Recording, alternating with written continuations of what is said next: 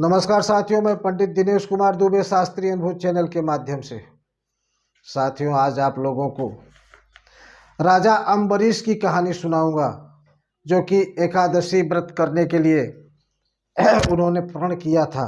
राजा अम्बरीश एक बार अपनी पत्नी के साथ श्री कृष्ण को प्रसन्न करने के लिए वर्ष की सभी एकादशियों के व्रत का पूर्णतया पालन किया, नियम किया, और वर्ष पूरा होने के बाद उन्होंने धूमधाम से भगवान की पूजा की, ब्राह्मणों को गोदान दिया। यह सब वो पारण करने जा रहे थे, उसी समय जो है महर्षि दुर्वासा शिष्यों सहित पधारे। राजा ने उनका आदर सत्कार किया और भोजन के लिए निवेदन किया, और दुर्वासा जी स्नान करने के लिए यमुना तट पर चले गए। चूँकि उस समय द्वादशी का केवल एक ही क्षण बाकी था, एक घड़ी बाकी थी, और उसके बाद उनका अगर वो पारण न कर सकते तो शायद उनका एकादशी का पुण्य नहीं मिलता था। इसलिए पंडितों के कहने पर उन्होंने चरणामृत लेकर भगवान का और अपना पारण कर लिया। इधर दुर्वासा जी जब स्नान ध्यान करके लौटे, भोजन के लिए बैठे, तो उनको पता चला ध्यान से कि राजा ने तो चरणामृत का पारण कर लिया है। बस तुरंत तो क्रोधित हो गए और उन्होंने राजा से कहा कि तुमने बिना मुझे भोजन कराए पारण कैसे कर लिया। राजा ने अपने कृत्य के लिए प्रार्थना की, लेकिन महर्षि दुर्वासा कहाँ रुकने वाले थे। उन्होंने अपनी जटाओं को तोड़कर एक बाल निकाला और उसे पृथ्वी पर पटक दिया। उसमें से एक कृत्या नाम की राक्षसी निकली और वो उसको महर्षि दुर्वासा ने आदेश दिया कि तुम राजा का संहार कर दो।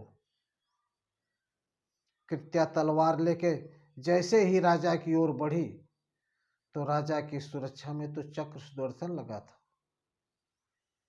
चक्र सुदर्शन ने अपने तेज से उस राक्षसी को भस्म कर दिया,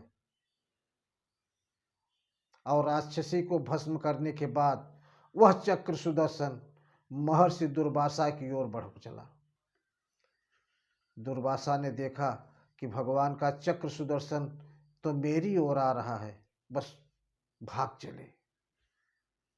वहां से भागते भागते सबसे पहले इंद्रलोक गए।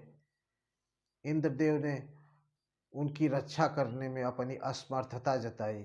वहां से सीधे ब्रह्मा के पास गए, फिर शंकर के पास गए। इस तरीके से वो 1 वर्ष भागते रहे। आखिर फिर वो जाके विष्णु जी के पास पहुँचे और उन्होंने निवेदन किया कि हमसे गलती हो गई, हमारी रक्षा करो। भगवान विष्णु ने कहा कि महर्षि, हम तो भक्तों के अधीन हैं, इसमें हमारा कुछ नहीं है, हम तो भक्तों के अधीन हैं। आप अपने प्राण की अगर रक्षा चाहते हो तो आप राजा अम्बरीश के पास जाओ, उनकी शरण में जाओ, उनसे क्षमा मांगो।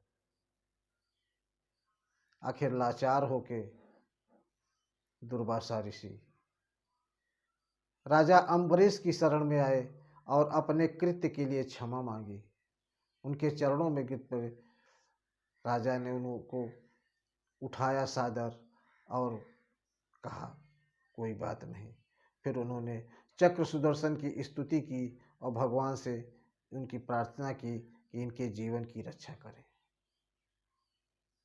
तो साथियों, ऐसे होते हैं भक्त,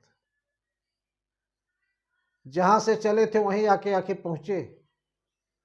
राजा अम्बरीश को मारने चले थे और राजा अम्बरीश ने ही उनको प्राणदान दिया।